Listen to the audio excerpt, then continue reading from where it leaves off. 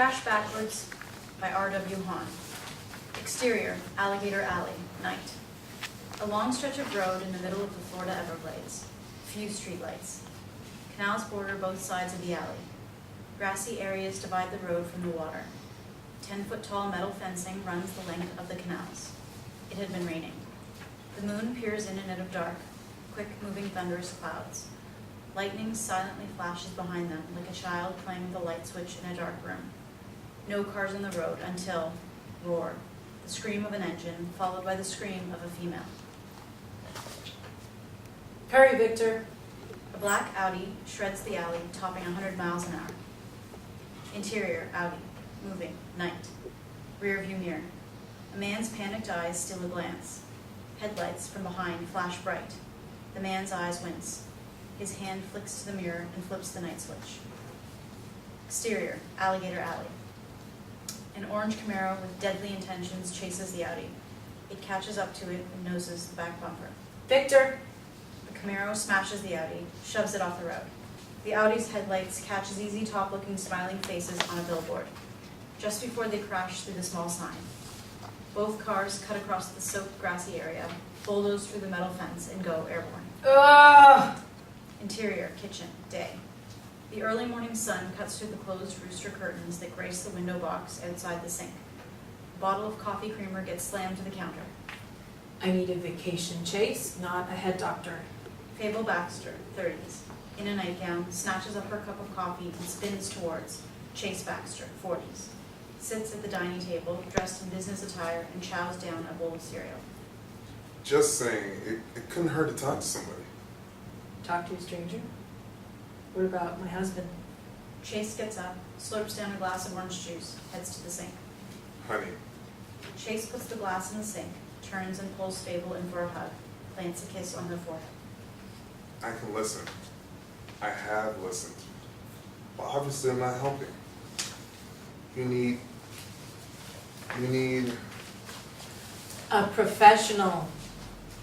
someone who can help. Who can help go deeper. Fable pushes away. Chase pulls her back in. Fable, I love you. I don't want to see you hurting. Fable relents. Chase kisses her. She gazes into his eyes and nods. Kitchen, later. Fable cradles her cell phone between her ear and her shoulder as she washes dishes. Thursday at 9, Dr. Stevenson. She turns to grab her husband's cereal bowl off the table. A shadowy figure appears outside her kitchen window, diffused by the curtains. She turns back to the sink Yes, I have the address. and catches sight of the dark silhouette. Startled, she lets out a quick scream. Her cell drops into the dishwater. The bowl crashes to the floor, shattering. She slips and collapses onto it. A piece of broken shard bites into her right leg. She cries out and grabs her shin. The shard sticks out just below the side of her knee. Fable snatches the dish towel hanging below the sink. She gingerly pulls the sharp ceramic piece out as she grimaces from the pain, then slings it to the floor. Blood oozes from the wound as she quickly wraps it with the dish towel. Sweat breaks out across her forehead. Fear grips her face. She squeezes her eyes shut momentarily, struggles to slow her breathing. Seconds go by. Her eyes snap open, determined to shake her fear. Fable nudges up, fights through the pain, and turns around to peek over the sink. No one at the window. She pushes up higher, peels back the curtain for a quick scan. Still, no one around. She looks down into the dishwater at her phone, snags it out of the water, and tries to push a button. The screen black, the phone fried. Exterior, Fable's house, day. Fable gets to her car, a black Audi. She wears a professional dress, the color of dark goldenrod. White sneakers look out of place. Her leg has gauze wrapped around it with a small stain of blood. She glances around nervously as she gets to her vehicle, pops the locks with her key fob, opens the door, and struggles to get in. Interior, Fable's Audi. Fable puts her key in, starts the car. She digs her cell out of her purse and checks it one last time. Dead phone. She tosses it onto the passenger seat, lets out a heavy sigh, puts the car in reverse, and grimaces when she shifts her injured leg from the brake to the gas. Exterior, long rural road, day. The car cuts along a slim two-lane road bordered closely by tall grasses, trees, and bushes, to the point where there is no place to pull over, save for a thin area of rocks. Boondocks on the outskirts of the Everglades. A talk show drifts from the car. And I always wake up right before the train hits me. I'm scared, Dr. Stevenson. A dream, particularly a recurring bad dream, or rather unnerving dream, because not all unnerving dreams are necessarily bad, so you may react to it as such. Interior, Fable's Audi, moving. Fable smokes a cigarette. Her mind could be a million miles away, or she could be listening intently. Either way, she seems to be driving unconsciously. It could be the subconscious warning you of an impending situation, which on the surface seems like a nightmare, but in reality, may be a call to save your life. Blam. The car suddenly careens across the road. Fable grips the wheel to get it under control. She bites down on the cigarette. No one really knows when a life-altering or threatening situation can suddenly occur. An 18-wheeler heads right at her. Its horn blares. She slams the brakes and rips the wheel back to the left. Exterior, rural road. The Audi careens back across the highway. A whisker separates the two head-on vehicles. Strips of rubber fly off the Audi's front passenger tire. The semi shreds off to its side of the road, just missing the Audi before righting. One last horn blast protests as it continues on. Interior, Audi, moving. Fable wrestles the car to a grinding halt. So it could be a good thing? The train about to kill me? Well, I would need to go deeper within a few sessions to be able to answer that. I'm just saying not everything that appears bad is. Fable plucks the mangled cigarette from her lips, stabs it in the ashtray. That's it, I quit. She switches off the radio, pauses to gather herself. Bugs buzz around her car window, the sounds of nowhere. As far as she can see in front of her, no cars are coming. She looks in the rearview mirror, no cars behind her. She strangles the wheel with both hands and lets out a shriek. She hangs her head and begins to sob. She notices her leg. The red stain begins to expand across the gauze. Ring, ring. Startled, Fable looks toward the sound. Her purse on the passenger side floor. She stretches for it. The seatbelt snags her. Ring, ring. She unsnaps the belt, lurches for the purse, snatches it off the floor. Ring, ring. Not in her purse. She tosses it on the seat, spots the cell on the floor. She dives for it, scoops it up, and reads the display. Unknown caller. How the hell? Knock. Knock. Fable jumps. The phone flies out of her hands back to the floor. It stops ringing. A stranger, 40s, at her window.